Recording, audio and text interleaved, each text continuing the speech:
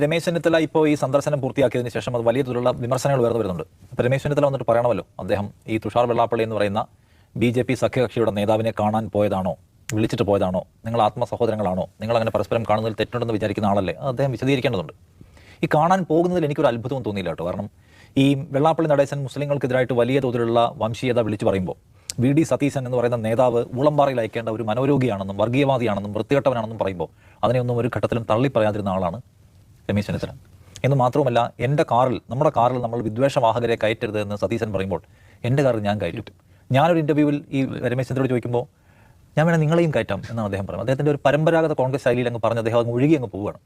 അപ്പോൾ അന്ന് അദ്ദേഹം വിചാരിച്ചത് വെള്ളാപ്പള്ളിയെ വെറുപ്പിച്ചാൽ ഹരിപ്പാടടക്കം തോറ്റുപോകാൻ സാധ്യതയുണ്ട് എന്ന് മാത്രവുമല്ല, ഞങ്ങളുടെ മുന്നണി അധികാരത്തിൽ വരാൻ പാടായിരിക്കും എന്നൊക്കെ വിചാരിക്കുന്ന ഒരു പഴയ കോൺഗ്രസ്സുകാരനാണ് രമേശ് ചെന്നിത്തല. അതുകൊണ്ട് രമേശ് ചെന്നിത്തല ഇനി നാളെ വെള്ളാപ്പള്ളി നടേശനെ പോയി കണ്ട് അഭിവാദ്യം അർപ്പിച്ചാൽ പോലും എനിക്ക് പേഴ്സണലി ഒരു ഞെട്ടലുമില്ല. പക്ഷേ ഈ തെരഞ്ഞെടുപ്പിന് ശേഷം അദ്ദേഹം മനസ്സിലാക്കേണ്ടുന്ന ഒരു കാര്യമുണ്ട്. 102 സീറ്റുമായിട്ട് UDF എന്ന് പറയുന്ന മുന്നണി അധികാരത്തിൽ വരുന്നതിന് നിദാനമായിട്ടുള്ള സംഗതി എടുത്ത് പരിശോധിച്ചാൽ വെള്ളാപ്പള്ളി നടേശൻ എടുത്തുപയോഗിച്ച വംശീയതയോട് അന്നത്തെ സർക്കാർ സ്വീകരിച്ച അനുഭാവ സമീപനത്തിനെതിരായിട്ടുള്ള വോട്ട് കൂടിയാണ്. അപ്പം ഞങ്ങൾക്ക് എങ്ങനെയാണ് വിജയം കിട്ടിയത്, ഞങ്ങൾ എങ്ങനെയാണ് തോറ്റുപോയത് എന്ന് അനലൈസ് ചെയ്യുന്ന പോലെ തന്നെ ഞങ്ങൾക്ക് എങ്ങനെയാണ് വിജയം കിട്ടിയത് എന്ന് പരിശോധിക്കാനും ആ മാൻഡേറ്റ് മനസ്സിലാക്കി പ്രവർത്തിക്കാനുള്ള ബാധ്യത ആർക്കുണ്ട്?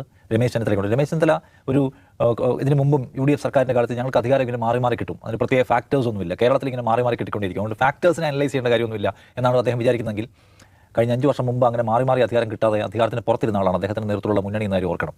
അപ്പോൾ നിങ്ങൾ പണിയെടുക്കുകയും ഫാക്ടേഴ്സ് ഉണ്ടാക്കുകയും ആ ഫാക്ടേഴ്സ് വർക്ക് ചെയ്യിപ്പിക്കുകയും ചെയ്താൽ, ശരിയായി പ്രവർത്തിച്ചാൽ മാത്രമേ നിങ്ങൾക്ക് ഭരണം കിട്ടുമെന്ന നില ഇന്ന് കേരളത്തിലുണ്ട്. അതുകൊണ്ടാണല്ലോ പിണറായി വിജയൻ തുടർച്ചയായി അധികാരത്തിലിരുന്നത്. ആ പിണറായി വിജയൻ പുറത്തേക്ക് പോകുന്നതിനും അത്രയും മാസീവായിട്ടുള്ള പ്രചാരണവും പരിപാടിയെല്ലാം നടത്തിയിട്ടും പുറത്തേക്ക് പോകുന്നതിനും റീസൺസ് ഉണ്ടായിരുന്നു. അത് കോൺഗ്രസ് മുന്നോട്ട് വെച്ചിട്ടുള്ള KSRTC ബസ്സിൽ എല്ലാവരെയും ഫ്രീ കൊണ്ടുപോകാമെന്ന് പറഞ്ഞുള്ള മുദ്ര കണ്ടിട്ട് വന്ന ആൾക്കാരല്ല, മറിച്ച് അതിന് പൊളിറ്റിക്കൽ റീസൺ ഉണ്ടായിരുന്നു. ആ പൊളിറ്റിക്കൽ റീസൺ റീഡ് ചെയ്യാൻ ആർക്ക് പറ്റണം? രമേശ് ചെന്നിത്തലയ്ക്ക് പറ്റണം. അല്ലെങ്കിൽ രമേശ് ചെന്നിത്തല ഒരു സീനിയർ നേതാവാണ്, ആഭ്യന്തരമന്ത്രിയാണ്, അദ്ദേഹം മന്ത്രിസഭയിലെ 3ാമനാണ്, കോൺഗ്രസിലെ 2ാമനാണ് എന്ന ആനുകൂല്യം അദ്ദേഹത്തിന് പക്ഷേ അദ്ദേഹത്തിൻ്റെ പാർട്ടിക്കകത്ത് കിട്ടിയും പുറത്ത് കിട്ടില്ല. അദ്ദേഹത്തെക്കാൾ വലിയ ടവറിംഗ് ലീഡറായിരുന്നു, ഇപ്പോഴും ഏറ്റവും വലിയ നേതാക്കളുടെ ഒരാളെന്ന് ചോദിച്ചാലാണ് പിണറായി വിജയനാണ്. ആ പിണറായി വിജയനോട് മാറി നിൽക്കങ്ങോട്ട് എന്ന് പറഞ്ഞവരാണ് ഈ ജനങ്ങൾ.